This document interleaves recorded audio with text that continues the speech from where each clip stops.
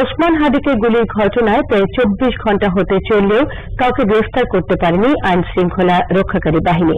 ওসমান হাদিকে গুলির ঘটনায় একজনকে শনাক্তের দাবি করেছেন Dhaka metropolitan police commissioner Sheikh Mohammad Sajjad Ali. তিনি জানান, আসামি গ্রেফতারের চেষ্টা চলছে, এই মুহূর্তে নাম পরিচয় বলা যাবে না।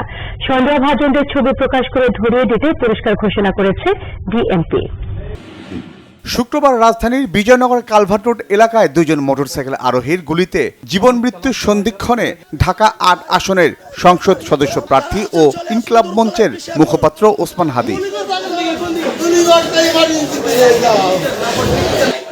ঘটনার পর থেকে সামাজিক যোগাযোগ মাধ্যমে কয়েকজন সন্দেহভাজনের ছবি প্রকাশ করা হয়। ডিএমপি কমিশনার জানান, আসামি গ্রেফতারে অভিযান চলছে। আমরা প্রাইম টার্গেটকে খুঁজতেছি এবং আপনারা বাই দিস টাইম নামও জেনে গেছেন, আমরা মিডিয়াতেও দিয়ে দিছি। প্রাইম টার্গেটকে খুঁজতেছি, এখনো ২৪ ঘন্টা পার হয় নাই, হোপফুলি আমরা এটা হিট করতে পারবো। নামটা এখনো জানেনি, শুধু ছবিটাই করেছে, নামটা কি আসলে বলা সম্ভব না? নাম বলা যাচ্ছে না। আমরা প্রেস রিলিজ দিছি, একটা প্রেস রিলিজ দিছি। আমরা তাকে খুঁজতেছি, জনগণের সহযোগিতা চাইছি, হোপফুলি আমরা এটা ডিটেক্ট করে ফেলাবো ইনশাআল্লাহ। ওয়ান বাই ওয়ান এর সাথে কতজন আসলে আপনারা একজন কি করছেন, বাট কতজন এটার সাথে না, অত ইন ডিটেইল আমরা পাইনি। সন্দেহভাজনের ছবি প্রকাশ করে ডিএমপি। সন্ধানদাতার পরিচয় গোপন এবং উপযুক্ত পুরস্কারের ঘোষণাও দেওয়া হয়।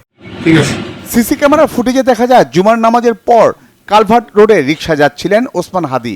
তার পেছনে আসা একটি মোটরসাইকেল থেকে গুলি করা হয় তাকে। একটি গুলি করেই দ্রুত পালিয়ে যায় ঘাতকরা।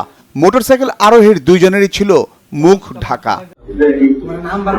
ওসমান হাদির কাছের লোকজন জানান, সন্দেহভাজন ব্যক্তি ৪ থেকে ৫ দিন আগে যোগ দেন হাদির নির্বাচনী জনসংযোগে। ইনকিলাব কালচারাল সেন্টারে এসে ওসমান হাদির সাথে আড্ডা মারতেন সন্দেহভাজন। ঘন্টার পর ঘন্টা সময় কাটাতেন সেখানে। ঘটনার আগে মতিঝিলে নির্বাচনী জনসংযোগেও হাদির সাথে ছিল সন্দেহভাজন ব্যক্তি। অনেকেই বলছেন তার নাম ফয়সাল করিম মাসুদ ওরফে দাউদ খান, যে কিনা ঢাকা মহানগর উত্তর ছাত্রলীগের সাবেক সহসভাপতি এবং আদাবর থানা ছাত্রলীগের সাবেক সভাপতি। প্রশ্ন হলো, ছাত্রলীগের ফয়সাল করিম মাসুদ ওরফে দাউদ খানের সাথে কিভাবে সম্পর্ক হলো ওসমান হাদির? জিয়া খান, বাংলা ভিশন, ঢাকা।